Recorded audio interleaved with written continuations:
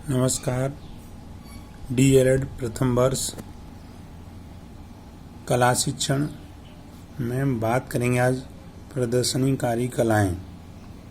तो ये प्रदर्शनी कलाएं क्या होती हैं, इसके बारे में पहले चर्चा करेंगे। तो पहले से हम इससे सोचते हैं कि शरीर के विभिन्न भागों द्वारा, यानी शरीर के विभिन्न भागों द्वारा किसी भी प्रकार के हाथों द्वारा या किसी के द्वारा आघात करके लय और रूपों को आनंद प्राप्त करता था।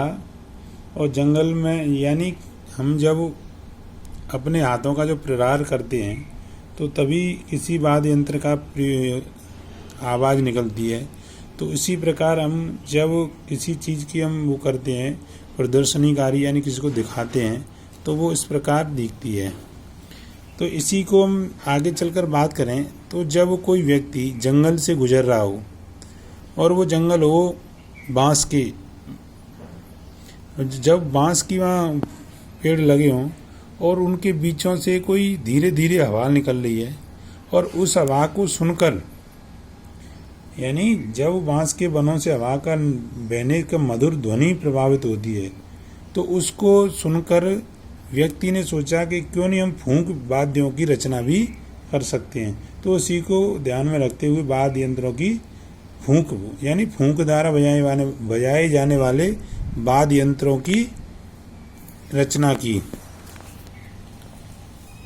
आगे हम बात करते हैं, जब वृक्ष पर फली लगती हैं और वो फली धीरे धीरे सूख जाती हैं और सूख जाने के बाद उसमें बीज अलग हो जाते हैं अंदर उसी में, और बीज होने के बाद जब वृक्ष की फलियां सूखी, जब हवा चलती है, हवा के झोंके से हिलने लगती हैं तो उसमें आवाज़ होती है।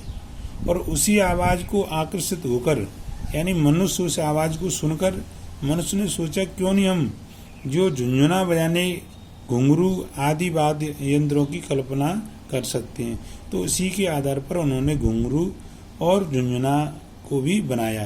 तो अब हम बात करते हैं कि ये वाद्य यंत्र होते क्या हैं।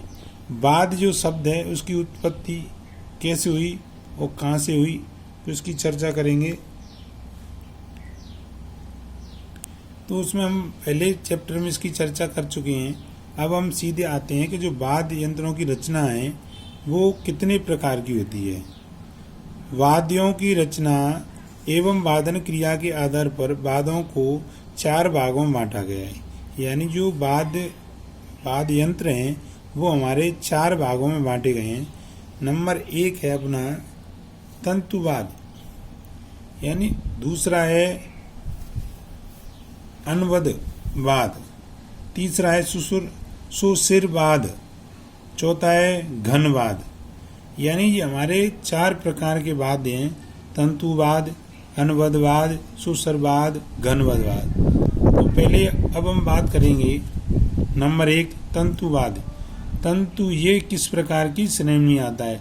इस श्रेणी में वाद्य यंत्र आते हैं जिसमें तार द्वारा स्वर उत्पन्न किया जाता है, यानी जो तार द्वारा बनाए जाते हैं, जैसे वीणा है, सितार है, एक तारा है, वायलिन है, ये आदि जो वाद्य यंत्र होते हैं ये तंतु वाद्य यंत्र की श्रेणी में आते हैं। नंबर 2 है अनुवदवाद, चमड़े से मढ़े हुए वाद्य यंत्र, यानी जो ढोलक जैसी होती है उस जो वाद्य यंत्र होते हैं वो चमड़े से ढके हुए यंत्र जिन पर आघात, यानी प्रहार हाथ द्वारा बजाए जाने पर जो होते हैं उसे हम क्या कहते हैं, अनुवदवाद आते हैं। जैसे ढोलक है, चंग है, डमरू है, नगाड़ा है, ढपली है, ये आदि किस में आते हैं, ये अनुवदवाद में आते हैं। नंबर 3 है सुशिरवाद, हवा या फूंक से बजने वाले यंत्र जो सुशिरवाद कहते हैं, जैसे शंख, बांसुरी, हारमोनिया, वीण, शहनाई आदि।